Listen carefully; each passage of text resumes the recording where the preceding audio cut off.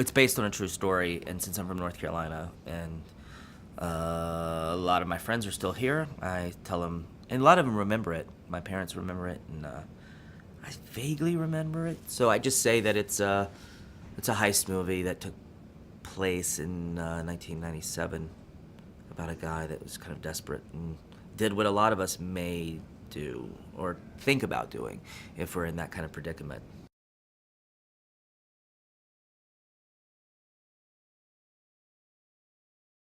I think there was a lot of nerve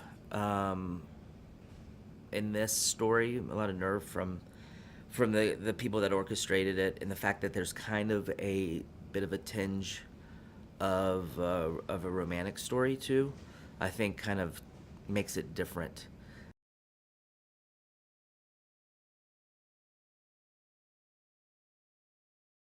When I first met David, we went to lunch in California, and we sat down, and he's a very gentle, nice guy, but he's different than he was back then. He was rambunctious back then. He told me, and when you're in your early 20s, not that most of us have the thought of taking $17 million.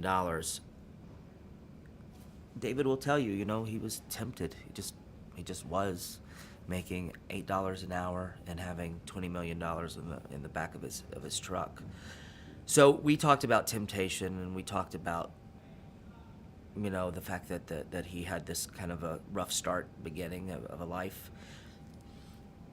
Who's this? We don't know what we would say if we were in that predicament. It's a terrible decision on David's part, and I think that David sees that.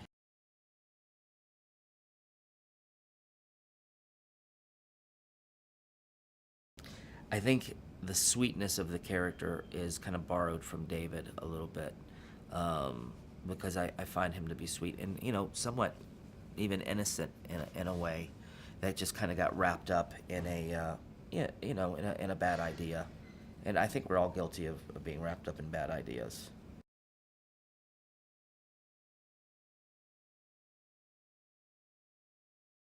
I think young men and women can be tempted by the opposite sex, sometimes the same sex, and it confuses things. And when the heart starts playing into it, then your rationale leaves, and I think that's what happened.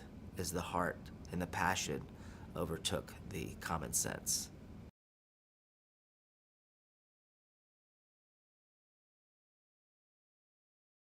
I've known Kristen because I've worked with her before on other things, but I really got to know her working on this. She's the goofiest lady in the greatest way.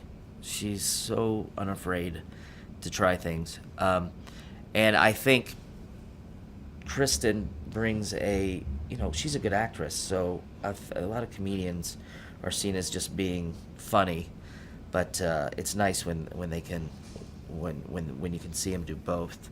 And I think working with Kristen was probably as far as working with another actor, I've never been more delighted. We clicked. Thank God, because it's the worst when you don't.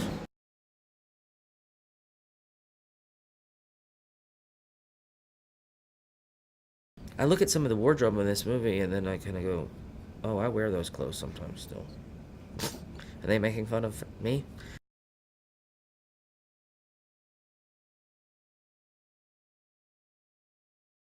As a stand-up comedian, I think the best thing to do is just have a microphone and nothing behind you, so people can concentrate. And I feel like that Jared does that. And he's also subtle. There's subtleties and small things. American comedies can be really loud and bad language, and that's people love it. I feel like that's becoming hacky now. All the cursing and stuff. Jared and I agree on that. We can make that. We can make jokes without in them.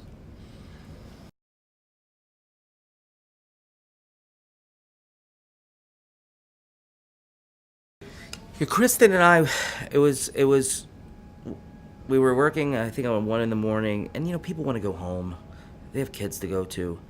Kristen and I got the giggles like you do if you attend a church where you're not supposed. It is the greatest thing. And I'm 44, and I shouldn't. It's unprofessional to laugh at 1 in the morning with the other actor. And I was trying to play the disciplinarian. And I tried to say to Kristen, it's 1 a.m. Try to be professional, to make it look like it was her fault. But I couldn't stop laughing while I said it, so it totally messed everything up.